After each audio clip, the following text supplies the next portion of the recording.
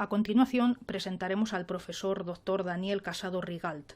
Es profesor adjunto en la UDIMA, la Universidad a Distancia de Madrid, profesor del grado de Historia, doctor en Historiografía Arqueológica por la Universidad Complutense de Madrid desde 2005 y actualmente cuenta con un sexenio de investigación y con la acreditación positiva de la ANECA en las figuras de contratado doctor y profesor doctor de universidad privada.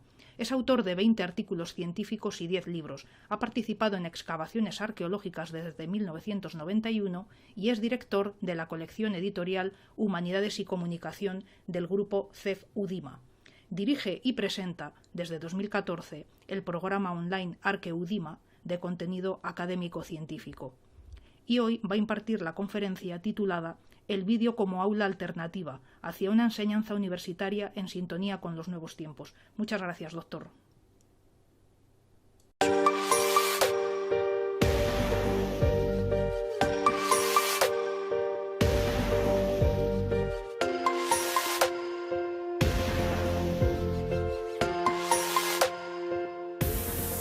¿Debería la universidad replantearse la interacción actual entre profesor y alumno y el modo tradicional de impartir conocimiento?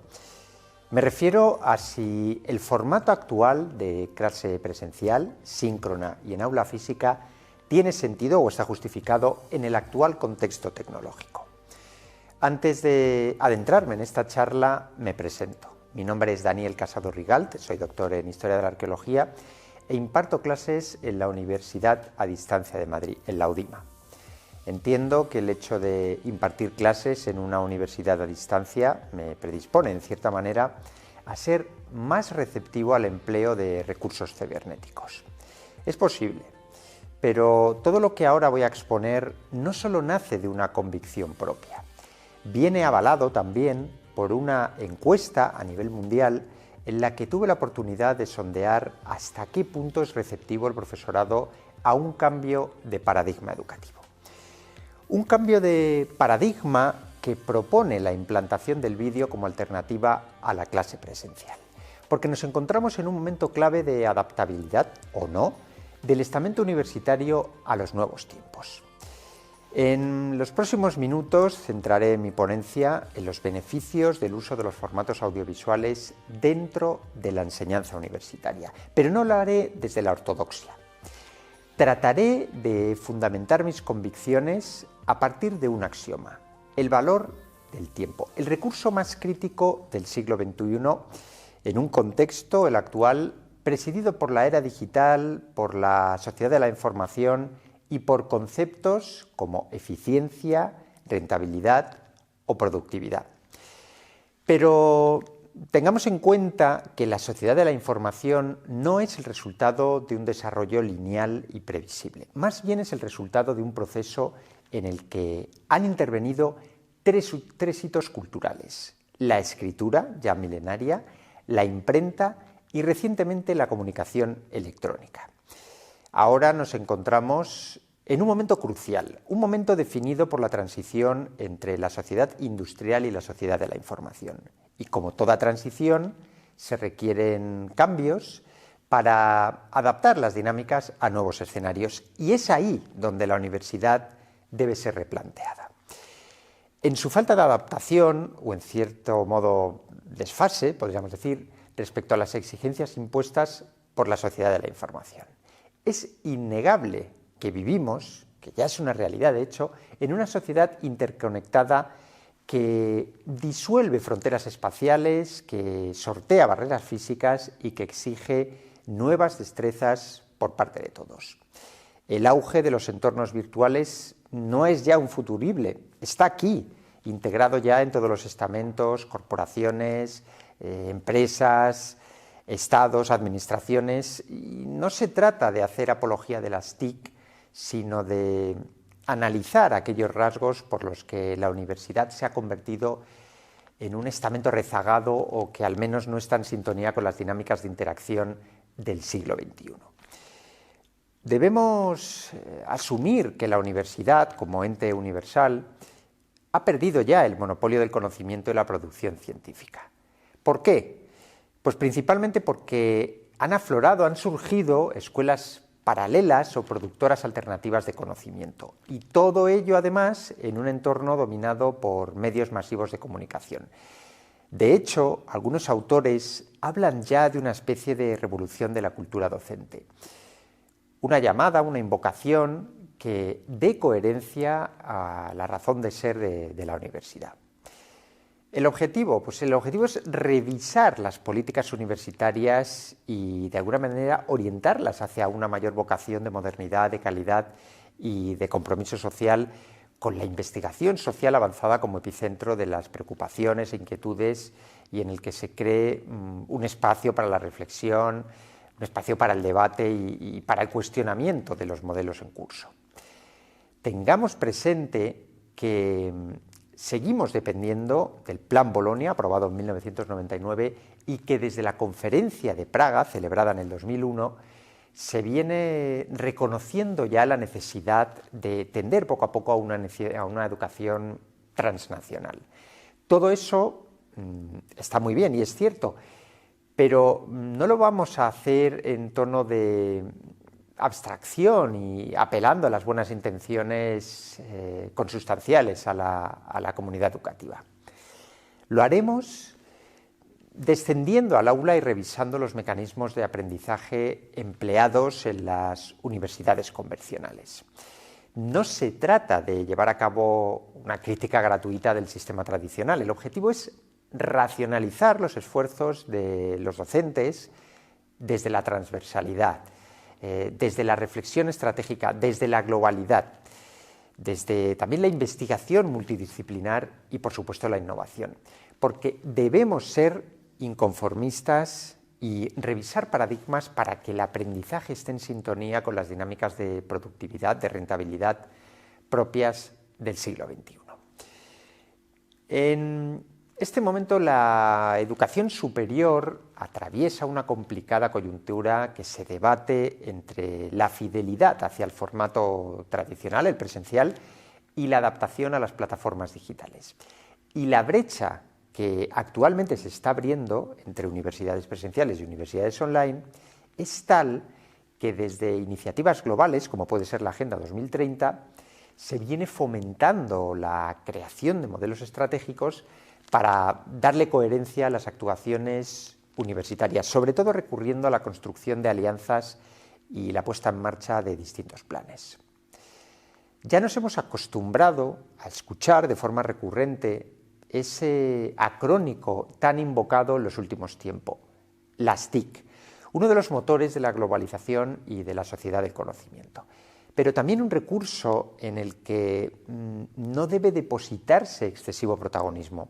Las TIC deben ser un medio, pero nunca un fin, un medio que fomente la socialización de la técnica y no la tecnificación de la sociedad. Por eso el debate que ahora está sobre la mesa, el de las fortalezas y las debilidades de los dos sistemas, el presencial frente al online, debe ser abordado sin caer en prejuicios y visiones estereotipadas. En los últimos años se viene detectando la publicación de algunos informes que muestran una tendencia progresiva a reconocer las bondades del sistema online frente a las universidades presenciales. Y yo mismo como docente me sumo a esta corriente crítica a partir de una serie de convicciones que vengo madurando desde que era alumno, prácticamente allá por los primeros años de la década de los 90, cuando yo fui estudiante universitario. Desde mi punto de vista, las clases impartidas en el aula física, en el aula presencial, incurren de forma involuntaria en un fenómeno de privación del conocimiento a millones de personas. La audiencia, de esta manera, se limita a las decenas de estudiantes que acuden de forma síncrona al aula universitaria. Y esta fórmula de interacción profesor-alumno es, en términos de retorno académico, un cierto desperdicio, aunque suene duro, porque el disfrute de ese conocimiento se restringe a unos pocos alumnos. ¿Hay alternativa a esta fórmula tradicional? ¿Podemos repensar o replantear este escenario en términos de rentabilidad académica?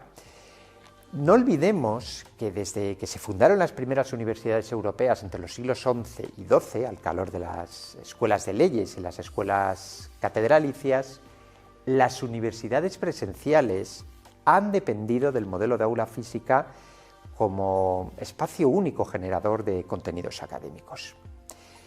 La interacción entre profesores y alumnos se articulaba en torno a dos modelos: la lectio, o lección magistral, como se llama ahora, y la disputatio o discusión. Y desde entonces el formato más habitual ha sido la lección magistral, una modalidad en la que el profesor imparte contenidos académicos de forma síncrona con el apoyo de distintos recursos. Primero fue la pizarra desde el siglo XVIII, más tarde el retroproyector, las diapositivas y ahora los PowerPoints.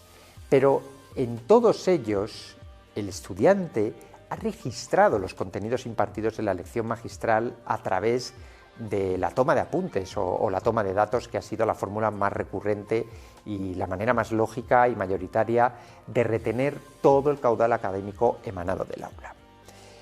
Ahora bien, el nuevo contexto socioeducativo y la exigente, la envolvente sociedad de la información demuestra que la toma de apuntes es un procedimiento mecanicista, anacrónico, y yo me atrevería a decir que desfasado. Con este procedimiento, el alumno prácticamente queda reducido a un mero registrador de datos, y en su afán por registrar la mayor cantidad de información proporcionada por el docente, el estudiante lo que hace es recaer su atención en la mera anotación, convirtiendo esa interacción profesor-alumno en algo tan básico como un dictado, ¿no? Y seguramente muchos argumentaréis, con razón, que mientras el alumno anota reteniendo contenidos y procesando información, pues va generando conocimiento. Ese es un argumento irrefutable, es verdad, especialmente cuando las alternativas a la toma de apuntes pues apenas han cuajado. Pero los tiempos han cambiado. Y ahora sí hay herramientas, sí hay recursos capaces de sustituir el modelo tradicional de la toma de apuntes. Y ya hay gurús de la tecnología, tan reputados como Bill Gates, que urgen a que escuelas y universidades estén en sintonía con el contexto tecnológico. Y no le falta razón, porque gobiernos, empresas y administraciones ya han ido adecuando sus mecanismos al nuevo contexto, algo que la universidad no ha cometido todavía. La universidad parece asumir con resignación un cierto aislamiento institucional que le ancla todavía a dinámicas ya superadas. Y quizás ese es el error, no recurrir a sistemas más viables en términos de transmisión de conocimientos, de permanencia, de visibilidad y de eficacia académica. Requerimientos que sí brinda el vídeo, porque el vídeo es hoy por hoy un canal de comunicación idóneo en el ámbito de la enseñanza superior con múltiples ventajas. No solo es una forma simbólica y autónoma de representar la información con distintos grados de abstracción de la realidad, sino que contribuye también a la retención de contenidos y a la representación gráfica del conocimiento con un alto grado de iconicidad. El vídeo refuerza la recepción de contenidos de forma dual, imagen y voz, y además fomenta el componente mnemotécnico, por no hablar de otras virtudes como su permanencia y su accesibilidad, es decir, que un vídeo puede alojarse en el canal YouTube de forma libre y totalmente abierta. Y además, volviendo a la comparativa entre aula física o toma de apuntes y videolección, no olvidemos que una de las limitaciones de la clase presencial frente a las bondades del vídeo es que el recuerdo o registro que deja en la memoria de un estudiante una clase presencial está expuesto a la pérdida progresiva, asumiendo que el apunte tomado por el alumno no registra la totalidad de lo expuesto por el profesor. Si además el profesor expone mapas, planos, gráficos, fotos, esquemas, el alumno no va a ser capaz de registrar en el aula física todos esos grafismos de forma fidedigna. Sobra decir que el cerebro humano difícilmente puede retener, y menos aún tras el paso del tiempo, todos los detalles y matices visuales contenidos en el caudal de imágenes expuesto en una clase presencial.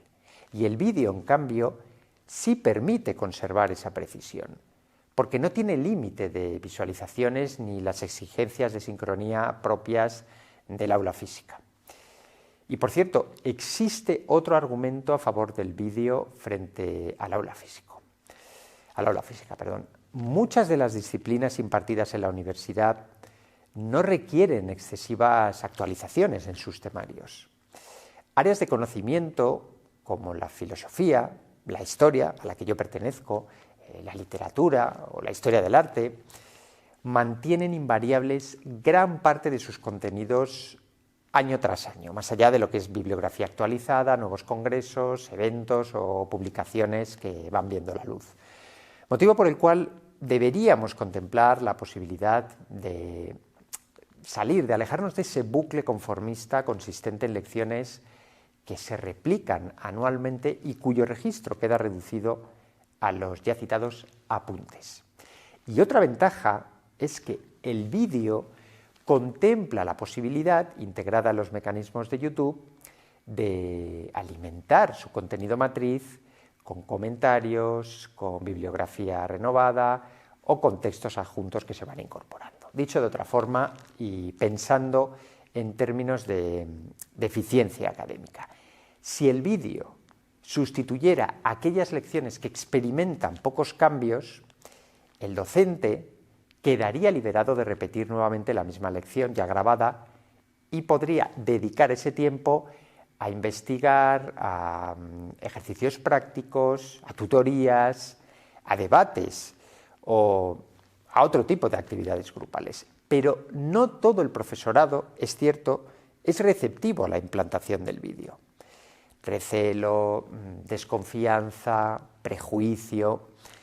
Algunos tachan el vídeo como artificio antiacadémico, como contenido sospechoso por su condición audiovisual, pero no dejan de ser etiquetas, porque el valor académico de un vídeo viene dado por la calidad de su contenido y el acierto del docente a la hora de documentar, de grabar y de editar el vídeo en cuestión. Lo cierto es que nos encontramos ahora en plena fase experimental que anticipa una educación superior que acabará digitalizando los contenidos académicos para que el alumnado disponga de todo tipo de materiales en la red. Especialmente en un escenario cambiante presidido por nativos digitales y por la llamada generación Z. Y todos aquellos que representamos, y en el que me incluyo, la generación puente o los llamados emigrantes digitales, no tenemos otro camino que la adaptación, ¿no? que la eficiencia académica. Uno de los problemas que lastra a la universidad es la asunción de su rol científico-educador y la excesiva sacralización de este cometido. De hecho, sigue habiendo una especie de cortafuegos entre lo científico y lo divulgativo. Y en descargo de los más recelosos debo reconocer que todavía reina un cierto caos y una preocupante ausencia de filtros en la disponibilidad de contenidos en red. Me refiero a que las plataformas digitales agitan y dinamizan la actividad científica universitaria porque aprovechan el efecto multiplicador de sus publicaciones y la viralización de las noticias compartidas. Pero también es cierta la proliferación del intrusismo y el excesivo, pues yo diría, libertinaje cibernético. Hoy en día todo el mundo puede subir a la red un vídeo de aparente contenido académico sin presentar un aval o garantía que valide el rigor de ese contenido. Y ahí reside el problema, que el alumno se enfrenta en solitario a ese enorme cerebro colectivo que es Internet, sin el criterio necesario para cribar el gigantesco magma de información que flota por la red. Esa es la labor que debería recaer sobre el docente. Auspiciar esa tarea de búsqueda en red y aportar una bibliografía de vídeos en red que cuenten con el aval del estamento académico. Incluso podría plantearse alguna iniciativa liderada por la comunidad académica internacional, UNESCO por ejemplo, que promoviera una etiqueta de garantía académica para certificar el rigor y validez de un contenido audiovisual disponible. A día de hoy no existe tal iniciativa, pero es sorprendentemente abrumadora la convicción de profesores e investigadores ante la necesidad de habilitar tal etiqueta. Yo lo pude constatar en una encuesta realizada en 2017, que por cierto fue publicada en el 2018, entre profesores universitarios de más de 100 universidades. Eso vendría a ser un aval académico transnacional liderado por comités de expertos que permitiera a alumnos y también a investigadores depurar o purgar la gran cantidad de contenidos web que suponen un riesgo para toda la comunidad universitaria. De esta forma se minimizaría el riesgo de que el alumno recurra a videolecciones de sospechoso rigor académico. Y ahora que he mencionado la videolección, me voy a referir a un género infraponderado y tradicionalmente asociado al mundo de la comunicación. Hablo de la videoentrevista, es decir, de un contenido audiovisual en el que interactúan el profesor encargado de la asignatura y un profesor invitado en calidad de experto. ¿Y cuál es el objetivo de esta propuesta? Pensemos en la realidad asumida hoy en día por la comunidad universitaria. Nadie pondrá en duda que en la gran mayoría de los casos la tesis doctoral defendida por un doctorando, el futuro profesor, difiere en contenido y especialidad de las asignaturas impartidas por el profesor al ingresar en un departamento universitario. Lo más común es que el contenido de la asignatura a impartir incluya áreas de conocimiento que no pertenecen a la especialidad en la que se ha formado el profesor. De ahí que sea conveniente plantearse la contribución académica de especialistas, de colegas que pertenecen a otras instituciones académicas o científicas. Yo creo que esa sería la manera ideal, la manera idónea de reforzar de contenidos el aula. Y no es la única ventaja. Este tipo de videoentrevistas, además, rompen con la monotonía de un aula conducida siempre por el mismo docente y desde el punto de vista mnemotécnico favorece la retención de datos y la capacidad evocadora el hecho de que la información proceda de una voz o de una fuente distinta.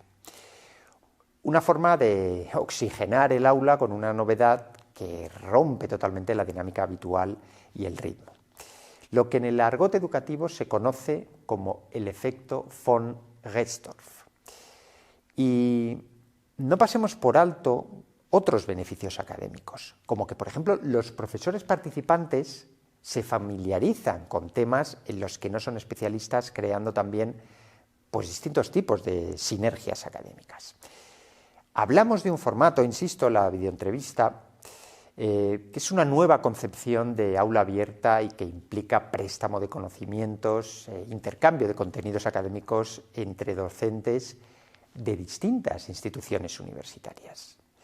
Porque los mecanismos docentes manejados actualmente en la educación superior carecen de la transversalidad necesaria para lograr una enseñanza más formativa, transdisciplinar y más ecléctica.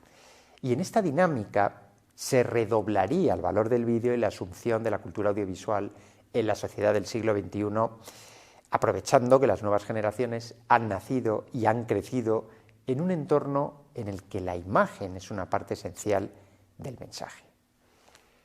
Os voy a dar un dato revelador. El 80% de las presentaciones profesionales se apoyan en medios visuales o audiovisuales. Y está más que demostrado que por medio de la imagen el ser humano puede desarrollar nuevos lenguajes, generadores además de procesos mentales superiores. Mensajes en los que la información se traslada por diferentes códigos con la posibilidad de utilizar diferentes estructuras narrativas. Y aunque no todas las disciplinas impartidas en la universidad requieren de la imagen, la mayoría de materias necesitan de aparato gráfico. Además, el grafismo tiene un efecto sobre el recuerdo de la audiencia muy superior al que ofrece un texto escrito. Ahora bien, no toda la comunidad universitaria comparte esta convicción, como muestra la encuesta ya citada antes, que tuve ocasión de enviar a un buen número de profesores y profesionales adscritos a universidades y centros científicos del ámbito de la arqueología y de áreas afines.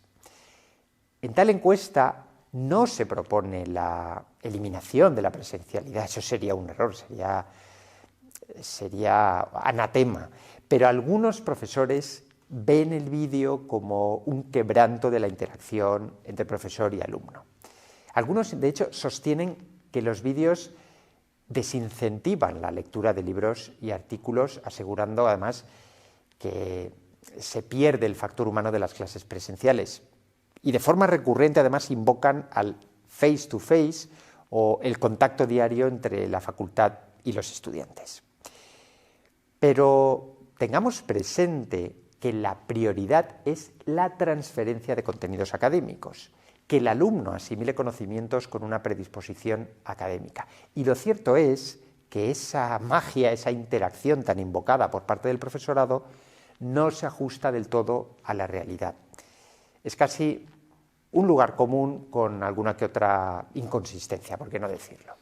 Lo cierto es que un aula de universidad es un sitio donde el profesor se dirige a un número indeterminado de alumnos, pongamos por caso 100, y en él pues, suelen tener unas edades que oscilan entre los 18 y los 23 años más o menos. Por lo tanto, la contribución de un alumno de esa edad al contenido académico trasladado por el profesor es poco representativa, y ese perfil de alumnado no tiene el bagaje ni la experiencia científico-académica necesaria para generar el conocimiento que va a ser compartido por los alumnos, ¿no?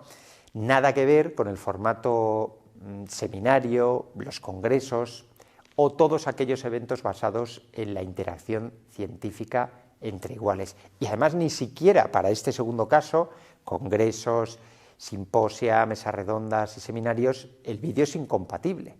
Aunque se requieran más recursos y medios técnicos, varias cámaras en una misma sala, por ejemplo, es perfectamente viable registrar las intervenciones o interacciones de los presentes. El único supuesto que no puede satisfacer el vídeo es la sincronía. Efectivamente, no es posible intervenir en directo porque el vídeo se convierte en una forma, vamos a decir, pasiva de aprendizaje. Pasiva, pero siempre quedará disponible y brindará la oportunidad de interponer comentarios, sugerencias, objeciones o plantear discusiones de forma sosegada sin limitaciones de tiempo o espacio. Detrás de estos prejuicios y recelos, especialmente en la universidad presencial, subyacen actitudes que arrastran contradicciones de base. En general, la realidad dista mucho de ese pretendido y aducido dinamismo en las aulas. De hecho, los temarios están lo suficientemente ajustados como para que el docente no disponga de excesivo margen a la hora de priorizar la interacción sobre la impartición del temario de la asignatura con dinámica de elección magistral. De ahí que algunos profesores propongan el vídeo como comodín, como solución, siendo opinión extendida entre docentes que es necesario complementar las sesiones universitarias con material visual de calidad. Y no son pocos los profesores de la universidad presencial que ya reivindican una mayor implicación institucional, considerando que la universidad debería ser pionera en metodologías didácticas y de investigación. Seguramente lo que late de fondo es un tema tan delicado como la conveniencia o no de reciclaje por parte de los docentes. Es un error considerar el vídeo como una amenaza al rol del profesor y como muestra la respuesta proporcionada por un profesor de universidad británica en esa encuesta que hemos mencionado antes y que, por cierto, tendremos ocasión de revisar en la bibliografía de este vídeo, al final del propio vídeo. El profesor en cuestión llega a decir, ojo a la respuesta, opino que la principal razón por la que los profesores universitarios se oponen a los vídeos se debe al miedo de que sus lecciones queden obsoletas y eso implique reducción de personal. No es mi caso, dice el profesor. Bueno, pues la respuesta ofrecida por nuestro colega británico expone de alguna manera que la decantación por los nuevos formatos audiovisuales acarrearía profundos cambios en la función docente y sobre todo obligaría a una mayor racionalización de horarios lectivos. ¿Con qué objetivo?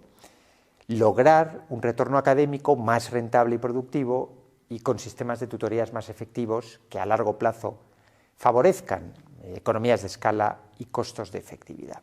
Siempre bajo la premisa de que el rol del profesor es tan esencial como el tiempo requerido por el alumno o el mismo profesor en el proceso de adquisición de conocimientos. Y no se trata de llevar el debate a un veredicto salomónico, el vídeo o el profesor. Habría que tender a una complementariedad, a una reciprocidad, a una simbiosis auspiciada por el rendimiento académico. ¿Bondades del vídeo? Más tiempo para tutorías, atención más personalizada del estudiante o reducción de alumnos en las aulas. Y aunque el vídeo es un recurso con gran proyección de futuro, tampoco es la panacea, hay que ser críticos. Debemos también mantener un cierto tono crítico y reconocer que su indebido uso puede generar distorsiones académicas. De hecho, algunos docentes e investigadores consideran que los vídeos no deben reproducir una clase tradicional, sino explorar y explotar otros modelos. Por ejemplo, el aprendizaje basado en proyectos, que se usa mucho en el mundo de la educación, la clase invertida, la gamificación, las páginas web interactivas, las grabaciones sobre el terreno. Pero claro, el perfeccionamiento de este tipo de producciones requiere de recursos y técnicas que muchas veces son inaccesibles para las universidades. Hacen falta recursos económicos y personal con conocimientos básicos de filmación y grabación, y por supuesto debemos contar con profesores dispuestos a hablar frente a una cámara. Pero debo decir que resulta alentador comprobar la cantidad de comentarios recogidos en esta encuesta favorables al vídeo en el proceso de aprendizaje. Por todo lo dicho, la universidad debería adaptar la estructura académica a un nuevo contexto, un escenario renovado en el que tenga cabida una nueva forma de paradigma educativo basado en varios objetivos: crear consorcios académicos, compartir contenidos y promover la colaboración institucional.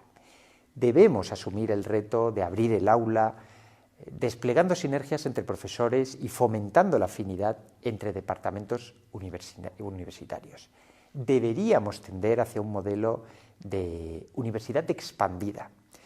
Eso supone aspirar a que en un futuro cualquier alumno pueda acceder a un amplio corpus de vídeos en red de contrastado rigor académico, obviamente. Y de esta manera los vídeos serían producidos solo por especialistas en la materia. Y como retos a futuro, o como reto a futuro, una iniciativa de gran potencial sería la de institucionalizar una suerte de call for videos, similar a lo que se viene haciendo hasta ahora con el ya clásico call for papers, a la hora de poner en marcha convocatorias de eventos de carácter académico o científico. Son solo retos e ideas a futuro para un contexto en el que hay una evidencia incontestable y muy importante. El alumno demanda, el alumno agradece el acceso a vídeos académicos. Y con esta premisa y con el horizonte 2030, la Agenda 2030 como telón de fondo, espero que las distintas contribuciones aportadas al primer Macrocongreso Internacional de Ciencias y Humanidades ayuden a combatir esa inercia conformista actual, planteando y cuestionando los mecanismos de interacción universitaria que busquen la implicación de todos: organismos, estados, colectivos, corporaciones y, por supuesto, universidades.